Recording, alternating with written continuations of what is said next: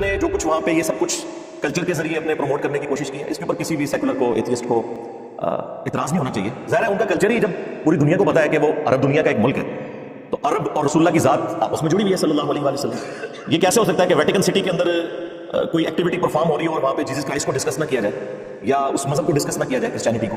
ایک نیچرل چیز ہے. ایون اگر کوئی جنوبی بھی ہے تو غیر مسلم کے اوپر تو شریعت اپلائی نہیں ہوتی، وہ اگر مسجد میں داخل بھی ہو جائے کوئی ایشو نہیں. لیکن انہوں نے آفیشلی اسے جتنی مساجد وہاں پہ ہیں انہیں میوزیم کے طور پر ڈکلیئر کیا تاکہ لوگ آ کے اسلام کے کلچر کو آبزرو کریں، مسلمانوں کو اللہ کے سامنے جھکتا ہوا دیکھیں. توحید کا کنسیپٹ ان کے اندر آئے. ان کے لیے بروشرز انہوں نے ہینڈ ویلز مختلف پرنٹ کیے ہیں. اور سب سے بڑھ کر میں سمجھتا ہوں یہ بہت بڑی خوش نصیبی ہے کہ ڈاکٹر ذاکر نائک حافظہ اللہ تعالیٰ جیسی ایک قیمتی پرسنالٹیز اس دنیا میں موجود ہیں، ان کو بھی انہوں نے وہاں بلایا، ان کے لیکچرز ارینج کیے ہیں اور کئی لوگوں نے امپریس ہو کے اسلام بھی قبول کیا ہے. کہ ایک ویڈیوز آپ نے دیکھی ہوں گی، وائرل ہوئی ہیں.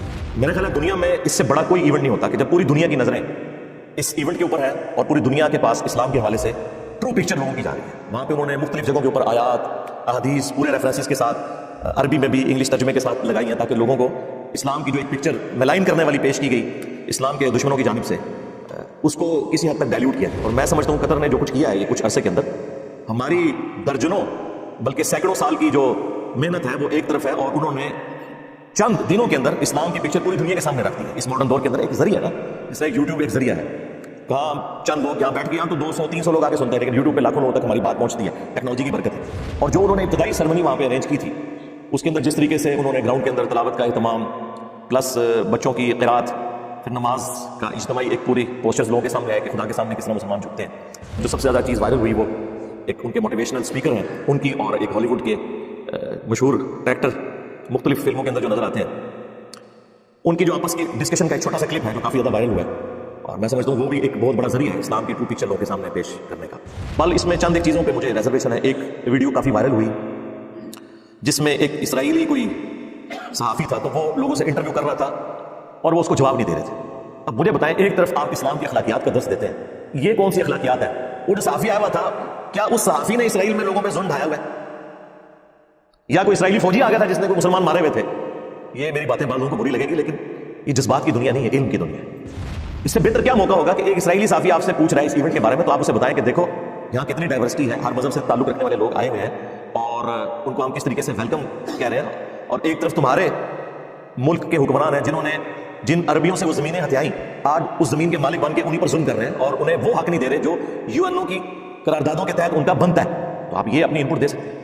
اس طرح کا بائیکاٹ کرنے سے کیا ہوگا؟ پروڈکٹس کا بائیکاٹ کرتے تھے، اور یار ان پروڈکٹس کے ساتھ ہمارے لوگوں کی اکانومی وابستہ ہے. کس کس چیز کا بائیکاٹ کریں گے؟ آپ ہر چیز ہی ان لوگوں کی استعمال کر رہے ہیں. آج تک کسی مولوی کو میں نے نہیں دیکھا کہ اس نے اپنا اسمارٹ فون پھینک دیا ہو کہ یہ امریکہ سے بن گیا ہے، یا آئی فون پھینک دیا ہو کہ یہ امریکہ سے بن گیا ہے. سب سے بڑا دشمن تو امریکہ ہے نا. یہی ادھر پہ یہاں پہ ہم کوئی غلام ہیں؟ ہاں ہے یا نہیں، الگ بات ہے. کہانی تو آپ کو کروائی ہوئی ہے نا ان لوگوں نے. سب سے زیادہ امریکہ کا بجٹ جو لگ رہا ہے نا پاکستان میں، وہ KP میں لگ رہا ہے، اور سب سے زیادہ گالیاں بھی KP کے لوگ امریکہ کو نکال رہے ہیں US ایڈ کے تحت. لے کے کھاتے بھی ہیں، گالیاں بھی نکالتے ہیں. خیر یہ ان کی پولیٹیکل اپنی گینز ہوتی ہیں. سب سے جو شرمناک ہمارے لیے ایونٹ ہے نا، وہ جاپنیز کا گراؤنڈ کی صفائی کرنا ہے، جہاں پہ لوگ بیٹھے ہوئے تھے اور لوگ اپنی چیزیں وہیں پہ پھینک کے کوڑا کرکٹ جو انہوں نے سمیٹا وہاں پہ، اور انہوں نے کہا کہ یہ ہم کوئی کسی کو دکھانے کے لیے نہیں کھاتے، نہ ہم نے کسی سے ریوارڈ لینا ہے، یہ تو ہمارے کلچر کا حصہ ہے. اور واقعی دنیا میں سب سے سویلائز لوگ اس حوالے سے وہ ہیں. اسلام کو جو مطلوب ایک انسان جو لوگوں کے لیے فائدہ مند ہو وہ کہاں پہ ہوتے ہیں؟ تو آپ جاپان میں چلیں اور دیکھ لیں. اسی وجہ سے ان کی سادگی اور لوگوں کو خوش رکھنے کی عادتیں، اگر آپ پرسنٹیج نکالیں، دنیا میں سب سے زیادہ لوگ جو 100 ایئرس کی ایج کراس کرتے ہیں نا، ریشو پروپورشن کے اعتبار سے اگر آپ دیکھیں، ویسے تو اس وقت دنیا میں سب سے زیادہ امریکہ میں ہے، لیکن امریکہ کی آبادی بہت زیادہ ہے نا، وہ جاپان میں سب سے زیادہ لوگ ہیں جو 100 کراس کرتے ہیں. پولیس کی انوالومنٹ زیرو ہو چکی ہے. 5 سال کا بچہ بھی یا بچی ہے وہ اکیلے اسکول جاتا ہے، اپنے سارے معاملات کو دیکھتا ہے.